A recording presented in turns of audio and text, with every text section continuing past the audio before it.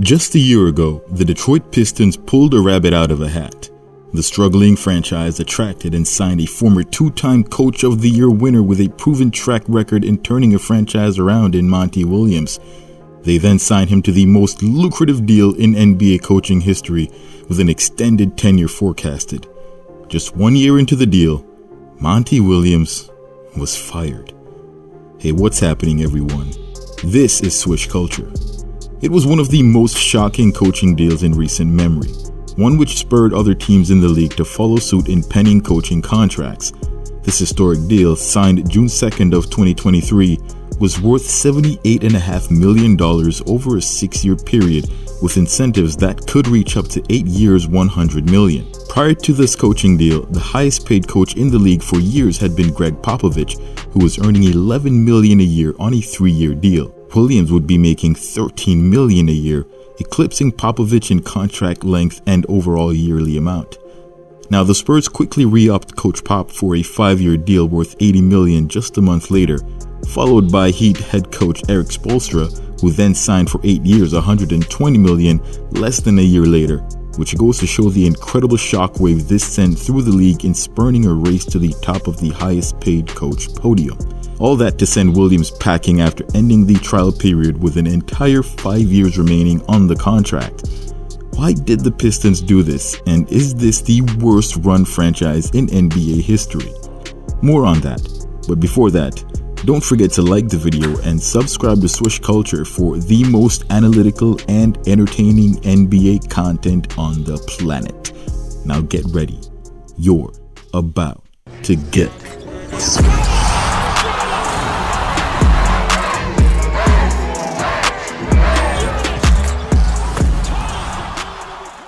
Now, NBA coaches get fired and hired all the time. It's not surprising for a team to fire their coach at the end of a bad season.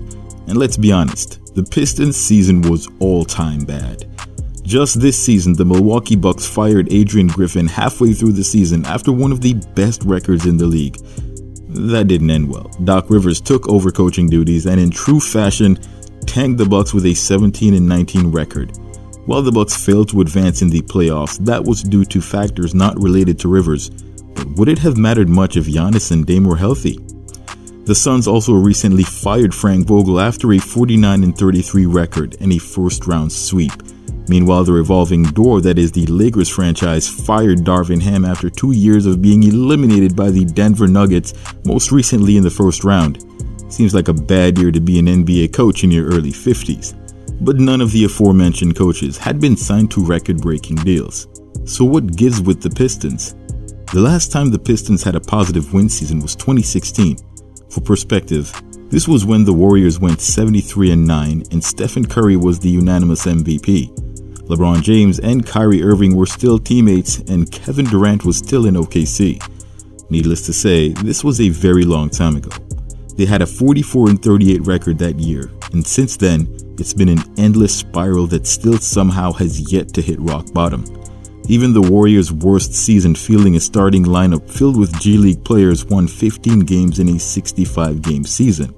Not even the Charlotte Bobcats, who own the league's record for the worst in the NBA, with 7 wins in a single season, managed to lose 28 games in a row like the Detroit Pistons. This colossal failure of a stretch might have something to do with the firing, but that's only one reason. You see, the Pistons expected to have a bad season. When they signed Williams, he wasn't even remotely interested in taking a coaching position.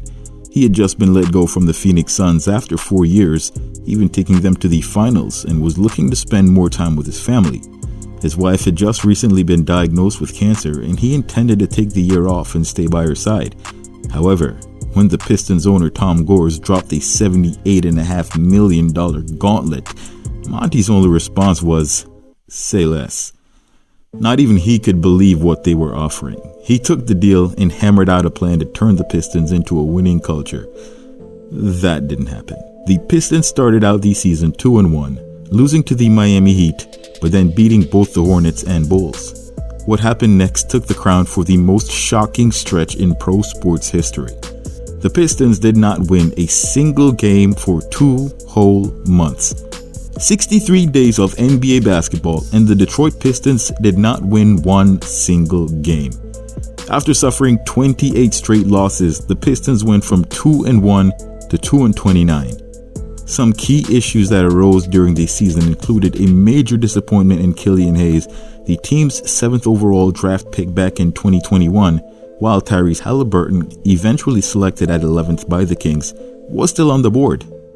I am actually 100% certain that Halliburton got Troy Weaver, the Pistons general manager, fired. Monty Williams leaned heavily on Hayes, and there was clearly contention about whether or not Hayes was helpful to the team.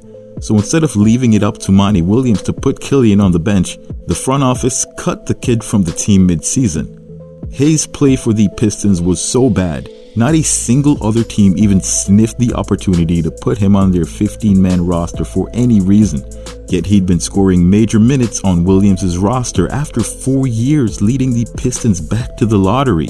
While a losing season was partially expected, the Pistons having all young players without a developed culture of winning, a brand new coach, and putrid drafting, this team was set up for failure. 2 years ago, the Pistons might have fancied themselves in a similar situation to the Oklahoma City Thunder, but a key difference between the two teams, other than the Thunder having Sam Presti of course, is that Sam Presti swung a deal to get a very talented young player on a trade when their superstar Paul George decided to team up elsewhere. This talented young player, SGA, along with a slew of other talented young players around him, turned the franchise into a playoff team in the tough Western Conference. The Pistons never had a young proven talent around which they planned to seriously build. After drafting Killian, they followed up by drafting Cade in 2021, Jaden Ivey in 2022, and finally, Asar Thompson in 2023. They took flyers on players who had not proven themselves in any capacity, but may have been able to help had they panned out otherwise. This includes Marvin Bagley III, Dennis Smith Jr., and former Warrior James Wiseman. While they had Bojan Bogdanovic, they really didn't have a veteran presence in that locker room that could help guide these younger players. They needed an experienced guard who could lead the team. However, with the jockeying of Cade, Hayes, and Ivey, the team never quite developed an identity. The front office didn't do a good job of selecting the players. The players themselves never really played as a team, and yes, there was more that could be done on the coaching end. But nothing that couldn't have been resolved had Monty been allowed to stay another year or two. So what's the stated reason for getting rid of Monty Williams? The mandate apparently came from ownership. Tom Gores himself, who lured Williams with his $78+ million bag, had seen enough. Not only did he not want to see Williams back in the facility, he still owed Williams $65 million on the contract and is essentially paying him to stay away from the Pistons. This is an absurd amount of money to pay anyone for any reason, much less to not coach your team and coach someone else's. Monty could retire from coaching and be set for the rest of his life, or he could go search for another coaching job. The timing of his firing was also very strange, considering the Lakers and Cavs are about to make their final decisions on who their head coach will be, and free agency is right around the corner. Entering free agency without a head coach seems to be par for the course for Detroit. A head coach is usually a major decision maker in acquiring players, considering they'll be the ones deciding what players fit better in their lineups as well as offensive and defensive schemes. The Pistons are headed into the season without a clear plan, and it seems they'll be set up for yet another season of disappointment. The first instinct is to say, blow it up and start all over. However, blow up what? This team has been starting over for 10 years and it doesn't seem like there's any end in sight.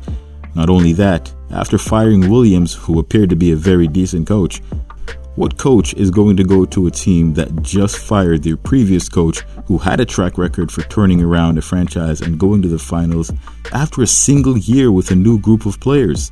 How will this team decide who to select in the draft? It'll be a rocky road ahead for the Detroit Pistons, so look out for the absolute craziness that will ensue this upcoming season. Or will they be able to flip the switch and compete next year? Were the Pistons right in firing Williams and eating the $65 million tab, or should they have bit the bullet and given him another year since it's already paid? Post your thoughts in the comments below. Just don't forget to like the video, subscribe to the channel, and turn on all your notifications so you don't miss any of my latest uploads. Thanks for watching. Till next time. Swish!